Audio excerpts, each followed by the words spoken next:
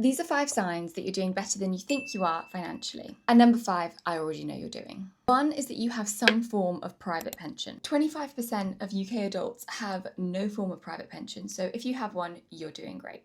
2 is that you have more than £1,000 saved for an emergency. The FCA estimates around 10% of adults have 0 in savings, so if you've got £1,000, you're doing great.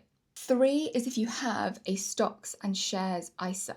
Only about 16% of UK adults have a stocks and shares ISA, which baffles me. 4 is that you have any investments at all. The FCA has previously found that 71% of adults have no investments. So if you do, you really are in the top percentages. And number 5, which you're already doing because you're watching content like this, is you're trying to learn about personal finance. You're trying to better your financial understanding, which will improve your finances in the long term. And I can promise you not many people are doing that either. Let me know in the comments how you did, and like and follow for more from me.